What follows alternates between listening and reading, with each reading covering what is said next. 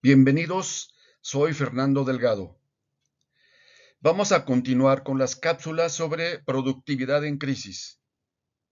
Hoy platicaré sobre la administración del cambio. El cambio tiene que ver con las personas, pero las empresas son organismos vivientes. El cambio no es ponerse a dieta, ni empezar el año haciendo ejercicio para olvidarlo a los 3 días siguientes. Es un asunto de disciplina. Tampoco es un asunto de ocasión, ni tampoco es un proyecto. Es un modo de vida que tiene un inicio y no tiene un final.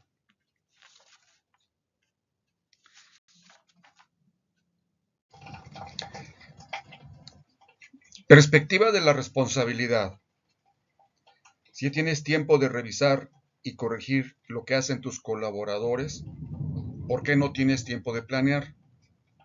Si delegas, hazlo acompañado de la autoridad correspondiente y asume los resultados completamente.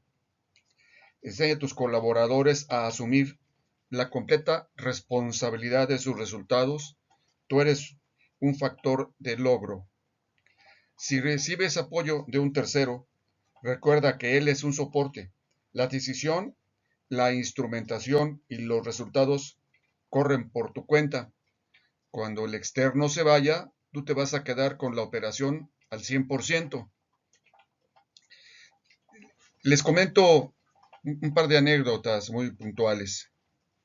Yo tenía un jefe que era muy preguntón y en ese entonces estábamos en procesos de ingresar a la petroquímica y me hacía muchas preguntas y a mí me molestaba internamente porque no le podía dar respuestas. Entonces cada vez que yo iba me preparaba mejor hasta que finalmente logré que todas las preguntas que me hacía yo tenía una respuesta y entonces él me dijo, ¿estás preparado para presentar al consejo este proyecto? Entonces hay jefes así que te incitan a que te vayas superando. El chiste es que tú no lo tomes a mal, sino que vayas superándolo. Y también termino comentando que en el mercado hay algunos jefes que son muy astringentes y que te están preguntando y preguntando y preguntando y en su cabeza es que ellos son capaces de resolver todo. Entonces, cuando hay resultados se ponen las medallas y cuando no hay buenos resultados te echan la culpa. De esos hay muchos, entonces uno tiene que aprender a administrar la relación con los jefes. La perspectiva de la totalidad. Si tú mides todo, no mides nada. Si tú haces todo, no haces nada. Si tú sabes todo, no sabes nada. Si tú controlas todo, no controlas nada. Esta está interesante. Hay empresas que se llenan de mediciones por todo. Son kilos y kilos de papel, hojas y hojas de Excel que no tienen sentido y al final no sirven para nada. Estuve en una empresa que se quejaba de que las juntas de consejos se llevaban horas y que después de 5 horas no entendían nada. Entonces, que si podíamos ayudar a que tuvieran un sistema de información más inteligente. Entonces ayudamos a que las cosas fueran diferentes. No se trata de kilos, se trata de calidad y sentido en la medición. En una cápsula compartiremos algunas ideas. No hay nadie que sepa todo ni que pueda hacer todo. ¿Para qué quieren a los colaboradores? Entonces, esto es muy humano. La verdad es que si no tenemos colaboradores que son los que hacen la magia, pues entonces pues no los necesitamos. Y luego peor, si tú controlas todo, no estás controlando nada. Yo he preguntado varias veces, ¿qué es controlar? ¿Qué significa control? ¿Qué estás haciendo como controles? Y no saben contestar. Entonces, desde los básicos, no tiene la menor idea de lo que significa el control y están poniendo controles. Control no significa firmas, control no significa autorizaciones, control no significa copias, control no significa pésalo, mídelo y demás, eso no es control. Entonces hay que ver qué significa control. Ya lo veremos en su oportunidad, pero por lo pronto, ese no es control. Perspectiva de la mejora, lo hemos oído muchas veces. No se puede mejorar lo que no se puede medir. Por lo tanto, hay que tener un sentido. Como decía Kobe, hay que tener el fin en la mente. ¿Qué estoy persiguiendo? Y cómo medirlo. Si nosotros tenemos eso en mente, sí vamos a poder lograr tener medidores de desempeño que hagan sentido. Y los medidores de desempeño, como los vamos a platicar, están en cada nivel y son responsabilidad de las personas. Así que sigamos. Les voy a plantear algunas características del modelo occidental y del modelo oriental, léase Japón, en relación con el cambio. Seguro les va a hacer sentido. En el modelo occidental, algunos de los involucrados analizan el caso. Algunos conocen del asunto a resolver. Algunos de los involucrados participan en la decisión. En caso de indecisión, viene la imposición. Solo comentar que algunas veces no son los involucrados adecuados.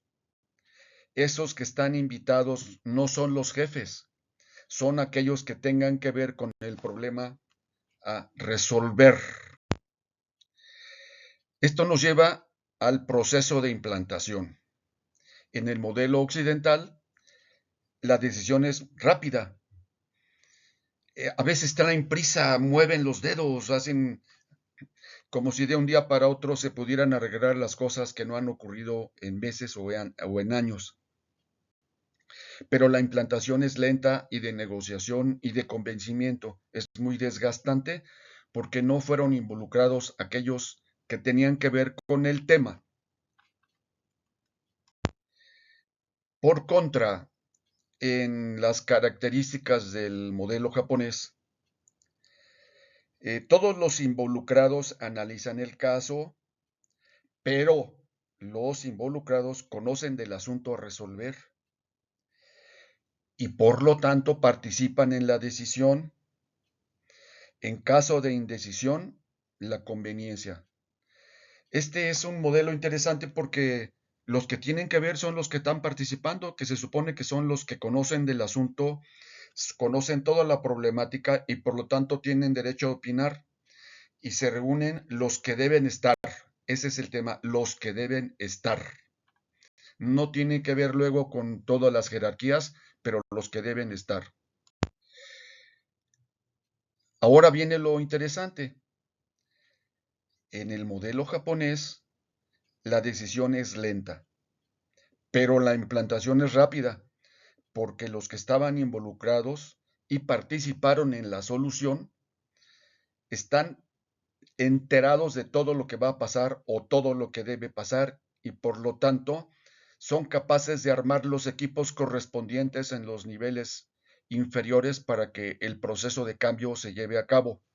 Entonces, ¿cuál es el modelo que nosotros queremos seguir? Estamos acostumbrados a aplicar la velocidad, pero luego no tenemos la paciencia y, y eso es la diferencia fundamental en el modelo japonés y el occidental. John Kotter nos propone un modelo para la administración del cambio. Así que a continuación voy a ir enumerando los factores que propone Kotter y en algunos de ellos voy a abundar en láminas siguientes. El primero tiene que ver con un sentido de urgencia. Aquí vale la pena decir que el director de la organización es el responsable de que pasen las cosas y no lo puede delegar. Ese sentido de urgencia se tiene que establecer, pero hay prisa, pero hay que ir despacio. No hay más que formar equipos de trabajo. La cabeza puede tener una intención, pero solo no puede.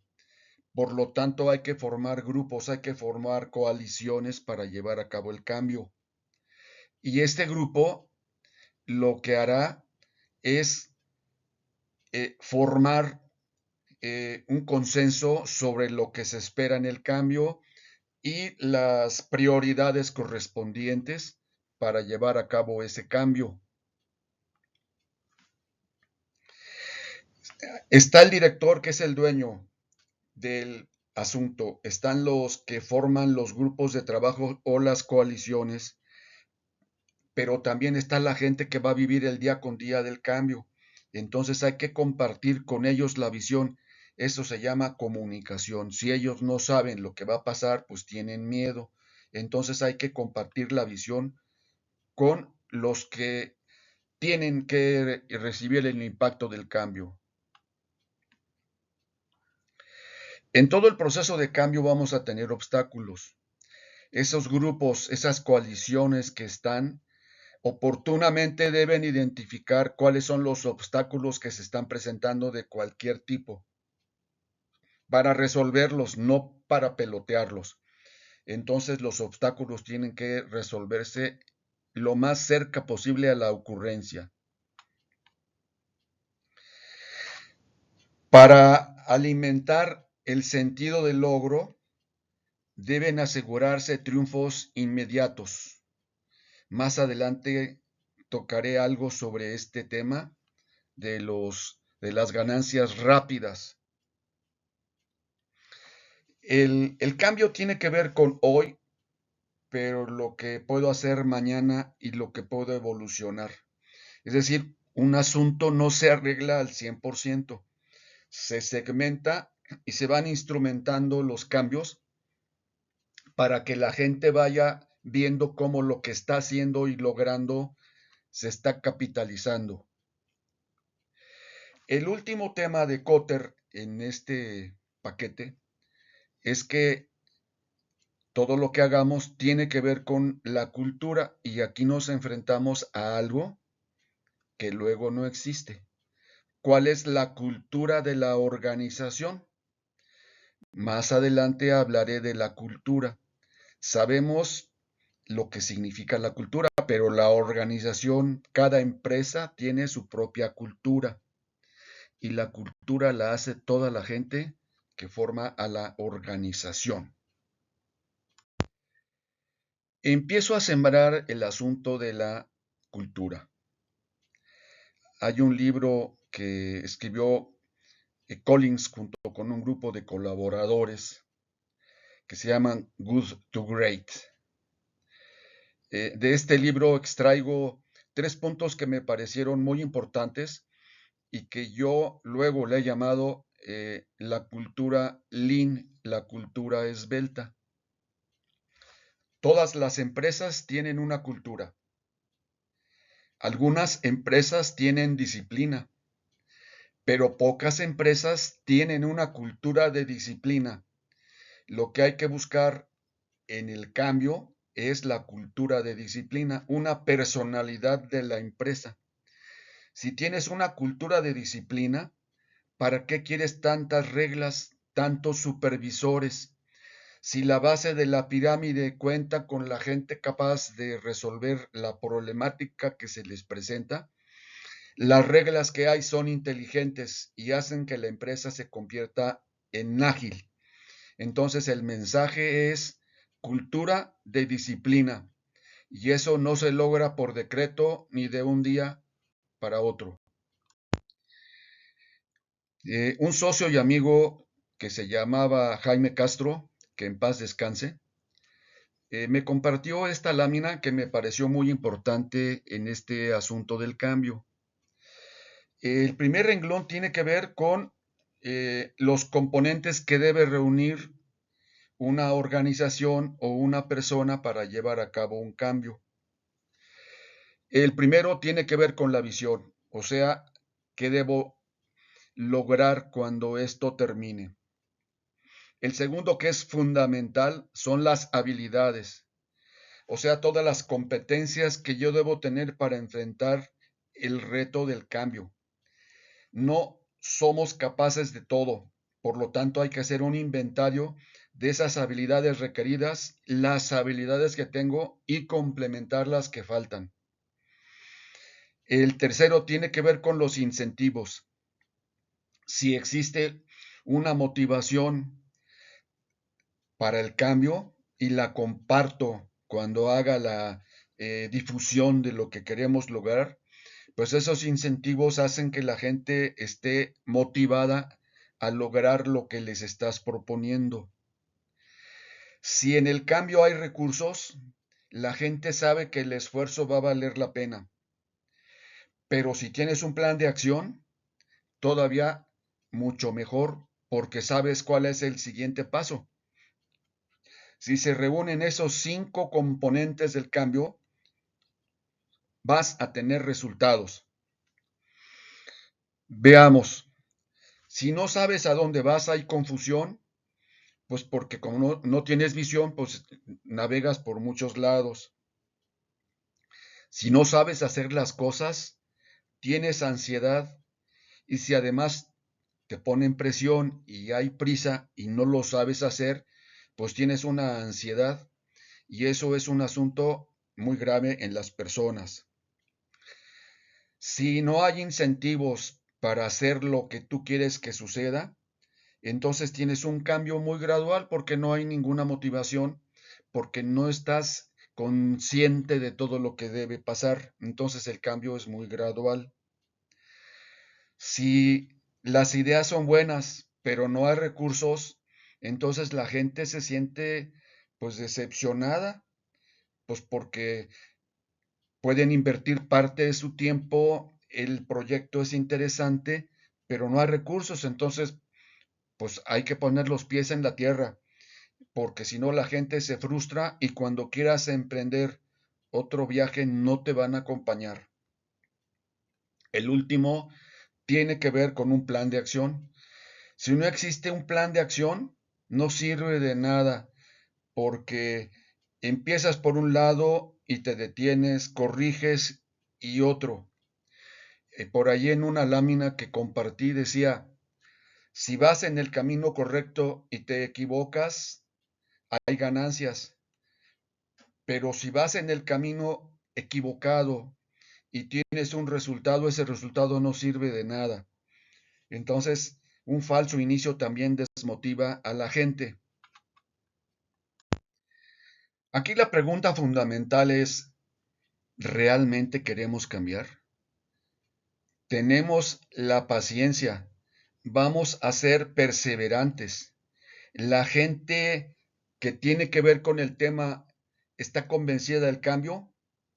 Y aquí les comparto una anécdota. Me tocó ver una empresa que se convirtió en una empresa de clase A.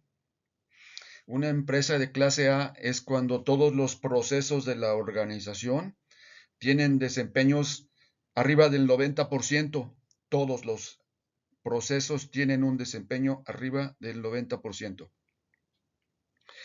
En uno de los cierres del proyecto, el director comercial compartió, yo no estaba convencido de esto, pero me subí al barco.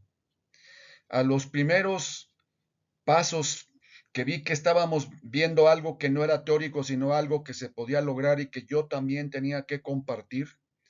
Entonces me subí al barco completamente y empecé a ver que las cosas se estaban dando y empecé a colaborar con todos. Entonces, por eso es que hoy las ventas subieron, ya tenemos más canales, ya tenemos más clientes, los clientes que tenemos están contentos, entonces, pues al principio no todos están convencidos, pues el director es el que hace que los que están involucrados en los grupos se motiven por las buenas. Todo es un logro de la empresa. Entonces, este cambio es muy importante. Pues de acuerdo con lo propuesto por Kotter, necesitamos establecer la visión del cambio. En este gráfico vemos la primera parte, dónde estamos. Eso significa que necesitaríamos hacer un buen diagnóstico para que esa fotografía nos diga cómo está la organización. Por otro lado, en la sección verde está el futuro. ¿Qué es lo que queremos que suceda? ¿En qué etapas? ¿En qué fases? ¿A qué ritmo? Y la parte en medio son todas las acciones. Es el estado de transición. Este estado de transición lo que nos está eh, indicando es que algunos cambios son más complejos que otros. Algunos tienen que ver con la estructura organizacional, con la gente o el tipo de gente que necesitamos, los procesos y la forma en que se van a transportar, la tecnología requerida o la que se tenga que aprovechar o mejorar, y obviamente las mediciones. Kotter también nos propone forma coaliciones. El director es el líder. El grupo que va a liderar el cambio tiene que ser seleccionado, y aquellos que estén relacionados y que estén comprometidos forman parte del cambio, y ellos son los que deben conducir el detalle de todas las cosas. El director es el líder, no delega. Él es el que es el responsable de todo lo que pase. Las personas que están formando parte del grupo de cambio o los grupos de cambio no conocen de todo ni saben de todo. Pero aquí en este pequeño esquemita les estoy poniendo algunas competencias que pudieran requerirse. El chiste es que ustedes las conceptualicen y lo complementen. Yo lo dividí en tres: las fundamentales, las técnicas y aquellas que están conectadas con los temas que queremos mejorar. Un fundamental es cómo se soluciona un problema, cómo se trabaja en equipo, qué significa un líder. En nuestros tiempos hay mucho sobreviviente y muchos piensan que el líder es el que manda y que siempre debe mandar, pero si nos ponemos en el planeta Tierra, si hoy no me toca ser líder sino parte del equipo, yo debo colaborar con todo mi talento para que las cosas pasen. Entonces eso es un fundamental. Dentro de las técnicas, como algunos de los temas requieren orden, requieren etapas, requieren plazos, requieren tiempo, requieren recursos, entonces necesitamos saber de administración de proyectos, de mejora de procesos, de lo que significa la mejora continua, y en algunos casos Seis Sigma. Puede haber más. Y la última parte, ¿qué tema queremos resolver? Pues entonces hay que sacar la lista de las competencias que están conectadas con lo que queremos resolver y en las cuales se encuentra administración de costos, administración de inventarios, cadena de suministros, sistemas integrados. Es decir, hay una colección de temas que están conectados con los proyectos que se vayan formando. Cabe hacer notar que si bien el grupo que va a comandar esto debe tener un nivel de conocimiento más profundo, es posible que algunos de los otros colaboradores necesiten tener unas cápsulas generales para que sepan qué significa. Y entonces esto, si lo pusiéramos en una matriz, tendrías que decir cuáles son los imperativos y cuáles son los deseables, para que así cada persona reciba la cápsula que le corresponda.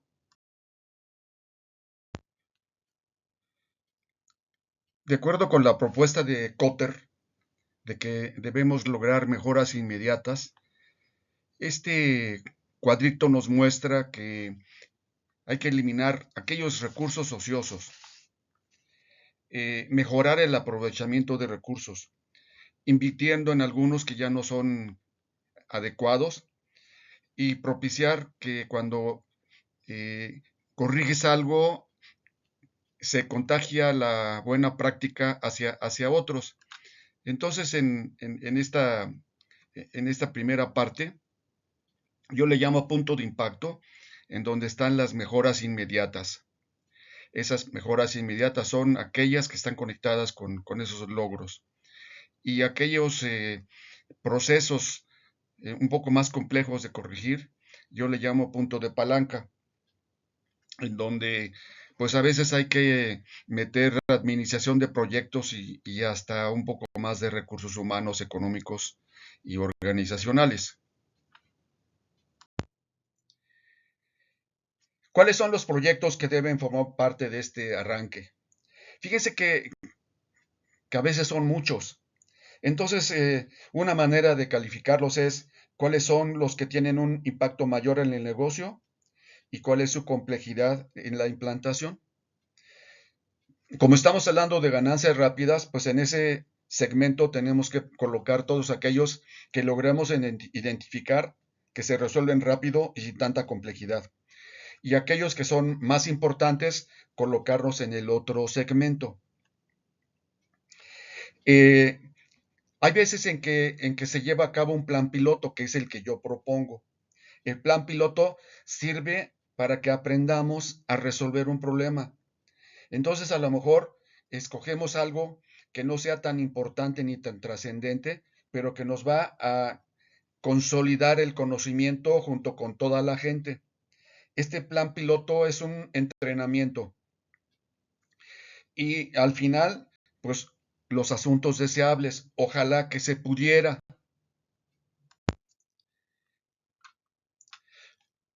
Como el mismo Kotter propone, eh, al hacer las coaliciones estamos involucrando a las personas que tengan que ver con el tema del plan piloto. Juntos proponen las metas y juntos lo instrumentan y lo llevan a cabo.